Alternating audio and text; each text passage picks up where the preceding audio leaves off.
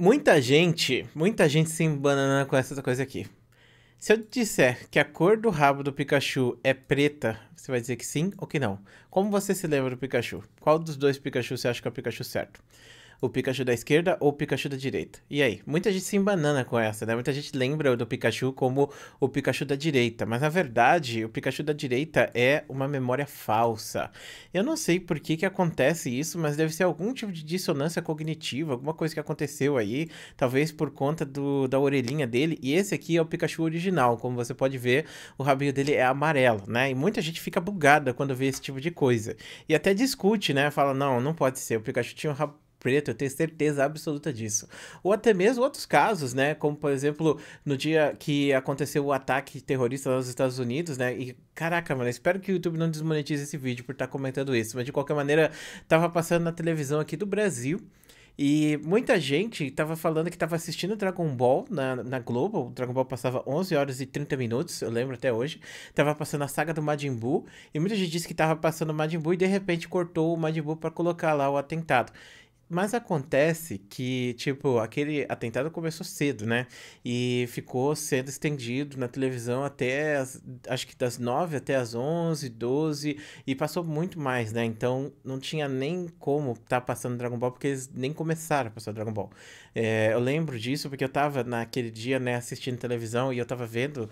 E, cara, eu era uma criança, tipo, eu nem me importava com o que tava acontecendo, eu só queria que acabasse logo e colocasse o Dragon Ball. Mas no final das contas, né, não aconteceu. E, tipo, eu vou dizer pra vocês, sendo bem sério pra vocês, que eu passei por essa de achar que, na verdade, tava passando Dragon Ball e depois cortaram. Porque eu não sei, eu também passei por esse efeito. Mas aí eu lembrei, né, que eu trabalhava nessa época já. E é assim, eu comecei a trabalhar muito cedo, já era uma criança que trabalhava. E eu lembro que esse dia eu acordei cedo e eu liguei a televisão e já tava passando. Quando eu entrei no trabalho, eu entrava às 10, então já tava passando, então não teria sentido de começar o Dragon Ball 11h30 e os caras voltarem pro bagulho, pra noticiar. Então, no caso, esse é um efeito Mandela. Você já ouviu falar sobre efeito Mandela? Eu até poderia explicar pra vocês, né? Mas basicamente é um caso que aconteceu na África do Sul, se eu não me engano, onde alguém lembrava que o Mandela, né, tinha sido morto, alguma coisa assim. E quando falaram, não, Mandela pegou e na verdade ele tá vivo, ele até virou presidente. A pessoa, o quê? Como assim? Eu tenho certeza que ele morreu. E aí, no final das contas, né, esse caso ficou muito famoso e acabou, né, se tornando um efeito, né, que acontece em várias pessoas, pessoas que têm memórias falsas de uma coisa. E isso tá muito popular agora, principalmente no TikTok. É por isso que eu tô fazendo esse vídeo, porque é o seguinte, tem vários teóricos da conspiração falando o seguinte, que tem vários multiversos, então, por exemplo, em um universo você tava assistindo Dragon Ball e aí os caras colocaram lá o atentado. Em outro universo aconteceu de tá passando antes. E aí você acabou por algum motivo trocando de universo e no seu universo, né, você tem as lembranças dele e bom, enfim, você tá num universo diferenciado agora, saca? Então as pessoas tendem a fazer essas teorias das conspirações, tá pegando muito acesso, tá todo mundo falando sobre isso, mas eu acho que isso fala sobre uma coisa muito mais importante para as pessoas, que é o seguinte, não é questão de você pensar, por exemplo, que o Pikachu tinha o rabinho preto ou o rabinho amarelo. É mais questão de memórias não serem algo, como posso dizer, confiável. Eu sei, pode ser até estranho falar sobre isso, mas eu tive uma matéria na faculdade inteira sobre isso, que fala sobre como as nossas memórias, elas nos enganam, como o nosso cérebro nos engana o tempo inteiro. Você pode já ter visto milhares de bagulhos aí de ilusão de ótica, e é basicamente a mesma coisa que acontece aqui. Então a memória, ela muitas vezes, né, ela acaba se perdendo conforme o tempo passa, e ela acaba tendo, tipo, o cérebro vai perdendo esses arquivos de memória ao longo dos anos e ele vai colocando outras coisas no lugar. Então, por exemplo, pode ser que a maior parte das pessoas tenha esquecido completamente, por exemplo, que o Dragon Ball não estava passando naquele dia, porque passou muitos anos de lá pra cá, as pessoas eram crianças, né? Às vezes, sei lá, tinha 5, 6 anos, não lembro direito do que estava acontecendo. Mas quando as pessoas falam disso, falam, não, porque estava passando assim, isso implanta uma memória falsa na cabeça da pessoa. Então, aquele filme Inception, ele é bem realista nesse aspecto, porque é possível sim você implantar falsas memórias. E o cérebro cria falsas memórias o tempo inteiro. Várias coisas que a gente faz ou que a gente deixa de fazer acabam sendo distorcidas na nossa cabeça, porque a gente não é uma máquina, a gente não é perfeito, entendeu?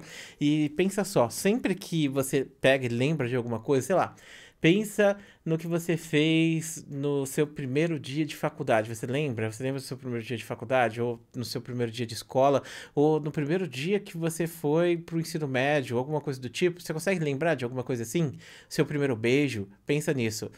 Ai, muita gente vai falar, mas eu nunca beijei. Como assim? Pensa em alguma coisa aí aleatória, sabe? Sei lá, o que que você comeu? Qual foi a comida mais gostosa que você já comeu na sua vida? Lembra disso? Então, quando você lembra desse momento, dessas coisas que você fez, ou de alguém especial, o seu cérebro, ele reativa todos aqueles neurônios que estavam ativos durante aquele momento, naquela época. Então, sempre que você quer lembrar de alguma coisa, em vez do cérebro simplesmente passar um CD ali para rodar o que estava acontecendo, na verdade ele reativa as mesmas coisas que estavam naquele momento. E isso não é perfeito. E se você ficar lembrando de coisas, isso pode acabar sendo distorcido conforme o tempo vai passando. Então, por exemplo, se você, por exemplo, chegou um dia e jogou uma pedrinha, e essa pedrinha saiu quicando pela água, saca? Ela quicou 10 vezes. Aí, beleza. Você esquece isso, um ano depois você lembra disso. Aí tá, você lembra de 10 vezes. Aí passa mais um ano, você lembra disso de novo. Aí você já vai ter diferenças. Que nem o telefone sem fio. Se eu falar uma coisa pra você, você falar pra outra pessoa, e falar pra outra pessoa, e falar pra outra pessoa, você pode ver até, tem até testes disso aqui na internet, milhares de testes. Você já deve ter feito essa dinâmica, inclusive, na escola, que é, tipo, alguém fala alguma coisa, a pessoa tem que falar pra trás, e aí vai falando, aí quando você começa falando, sei lá, banana é bom. Aí a pessoa termina falando de dirigíveis invadindo Marte, saca? Uma parada assim. Então, telefone sem fio acontece demais e acontece nas memórias também. Então, quando você fica lembrando uma coisa, conforme o tempo passa, você vai reativando aqueles neurônios, mas vai reativando de formas diferentes, ao ponto de que uma memória que você tem hoje de algo que aconteceu há muito tempo atrás, sei lá, quando você era criança, essa memória pode não ser real, cara. Pode ser que o seu momento mais feliz, na verdade, nunca tenha acontecido. Pode ser que o momento mais, inclusive, com o momento feliz não faz tanta diferença, mas com o momento triste, sim. Pode ser que o seu pior momento ever, ele não tenha acontecido. Pode ser que a coisa mais traumática da sua vida não tenha sido da forma que você pensa. Mas quando você pensa com uma carga negativa tão grande que você acaba aumentando cada vez mais. Isso se torna uma realidade que vai aumentando cada vez mais e piorando cada vez mais aquela memória. Ao ponto de você imaginar que, sei lá, um dia você caiu e bateu o pé, daqui 10 anos você vai estar pensando que você abriu um rombo no pé, que foi a maior dor que você já sofreu na sua vida e coisas do tipo. E isso acontece com coisas negativas. A gente tende a aumentar as coisas negativas do que as coisas positivas. E isso é uma questão totalmente fisiológica da gente. Por que que isso acontece? Porque pensa só, meu amigo, quando você está na floresta, se acontece algo negativo com você e você vacila em resolver aquilo, se você pega um problema assim e você subjuga ele, e esse problema, na verdade, era muito maior. Sei lá, você tirou um pedaço da sua unha na floresta, aí que infecciona, você vai ter que perder o pé, não tem médico para te tratar, você morreu por causa disso, entendeu? Então, a vida e a morte, ela é definida justamente por causa desse overreact que a gente tem com as coisas negativas. Para você responder as coisas negativas de forma super... É muito melhor você responder de uma forma com muito mais energia que resolva aquilo do que você falar, deixa pra lá, e no final das contas você acaba morrendo por causa disso, entendeu? Então isso é uma questão fisiológica da gente. Mas não só isso, eu vi um... Eu acho que foi o Sérgio Sacani que falou sobre isso, eu não lembro, mas de qualquer maneira ele tava falando que por que que a gente fica tão vidrado em teoria da conspiração? Por que que isso é uma coisa que pega tanto a gente? Teoria da conspiração pega a gente por causa de questão fisiológica também, se você parar pra pensar. Porque, tipo assim, quando você tá na selva... Não, você não tá na selva, mas imagina os seus antepassados, sei lá, há 10 mil anos atrás ou 20 mil anos atrás, lá na selva, perdido no mato, aí vê dois negócios amarelos, brilhantes, no meio do escuro. Aí ele começa a fazer, nossa, é um gato, vai me atacar, não, um felino gigante vai me atacar, vai me matar, eu preciso fazer alguma coisa, eu preciso fugir, eu preciso sobreviver. E aí, esse que faz o overreact, ele sobrevive. Mas aquele que olha lá e fala, ah, são duas birimbinhas ali, quem liga pra isso? Aí era um gato mesmo, mata ele e acabou, entendeu? Então, isso é uma coisa fisiológica. A gente tende a aumentar muito as coisas, a gente tende a se preocupar muito e a gente tende a dar overreact com coisas que a gente não deveria, né? Então, por isso que é tão interessante, porque é tão fascinante essas teorias da conspiração. Que se você for ver, mano, as teorias da conspiração são todas baseadas nesse sobrevivencialismo, que é aquela situação onde, caraca, meu irmão, irmão, estão sendo dominados aqui, a gente precisa de liberdade, olha só, estão acabando com a nossa liberdade, meu Deus do céu, a terra é plana, não sei o que, estão enganando a gente pra gente não saber da verdade. Então é sempre uma questão assim, mano, de opressão e coisas do tipo, de estão escondendo coisas de você. É a mesma, pautada nos mesmos instintos fisiológicos que a gente tem. E o efeito Mandela é a mesma coisa mesmo. Tipo, e é até triste, né? Porque, tipo, aí você vê, né? E pensa, caraca, mano, a gente realmente, né? Eu cresci ouvindo que a gente era perfeito, que não sei o quê, que tudo certo, mas agora você tá dizendo pra mim que nem as minhas memórias são confiáveis, que, tipo, o cérebro tá inventando coisa. É, infelizmente é assim que acontece. Inclusive, se você for fazer faculdade de psicologia, você vai ter que estudar muito isso. Isso é uma das coisas que você mais estuda, porque é aquilo, meu amigo. Quando você encontra uma pessoa que tá com problema mental, essa pessoa, muitas vezes, ela acredita 100% naquilo, mano. E você tem que entender por que que aquilo tá acontecendo pra saber tratar aquela pessoa, entendeu? Eu já tive pacientes que estavam tendo surto psicótico e é complicado lidar com surto psicótico, porque a pessoa te agarra e ela olha no fundo dos seus olhos, ela tá sofrendo, e ela acredita fiamente que aquilo tá acontecendo.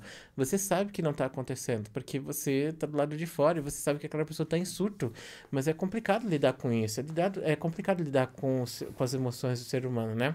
E no caso do efeito Mandela, não é que o efeito Mandela seja um problema em si, sabe? Mas é mais uma falha do nosso próprio cérebro em lidar com memórias, ter memórias falsas implantadas nele, coisas do tipo.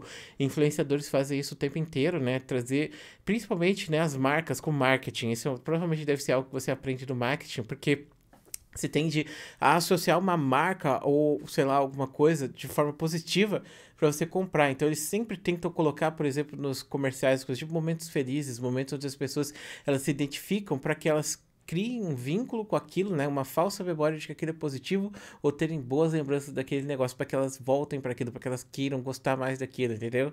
E a gente é muito manipulado, mano. Por exemplo, eu lembro que tinha aqui no Rio de Janeiro uma conversa assim aleatória, só para finalizar o vídeo, que é o seguinte. Aqui no Rio de Janeiro tinha uma mulher que vendia comida, sabe, dessas de quentinha. E era R$ 9 a quentinha dela, eu comprava dela porque era mais barato, não porque era melhor. Inclusive, eu sou assim, cara. Tipo, eu compro o que é mais barato, não me importo muito com o gosto, não. Tipo, quando eu compro comida, eu sempre vejo pelo valor.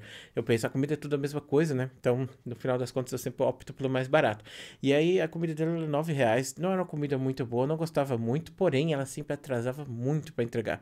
Então, tipo, eu acordava 10 horas, começava a fazer vídeo pro laboratório, e aí quando chegava meio-dia, era a hora que eu estaria almoçando. Na verdade, eu sempre almocei 11h30, mas, bom, enfim, eu comecei a almoçar mais tarde, porque ela demorava muito para entregar, e às vezes ela nem entregava a comida, e eu ficava morrendo de fome. Então, sempre que eu comia a comida dela, eu estava morrendo de fome. E isso acabou criando na minha cabeça uma associação de que aquela comida era gostosa porque eu estava com muita fome e queria matar minha fome. Então, eu acabei aprendendo a gostar muito da comida dela e gostando muito dela, não porque a comida dela era muito boa, mas porque sempre que eu comia eu estava morrendo de fome. Então, sempre que eu tinha o estímulo fome, eu acabava lembrando da comida dela, porque era sempre com a comida dela que eu acabava saciando a minha fome, entendeu? Então, isso acabou manipulando, de certa forma, a minha cabeça, entendeu? E isso funciona também com vocês. Você pode se treinar a gostar ou não gostar de uma comida por causa disso, e isso é muito interessante. Pra você ver como o nosso corpo ele é manipulável pelas coisas de fora, e principalmente, né? Como a gente não tá no controle. Tipo, qualquer teoria psicológica vai falar isso pra você. E eu espero que eu tenha mostrado um pouco do caminho de por que não é, tá? Bom, enfim.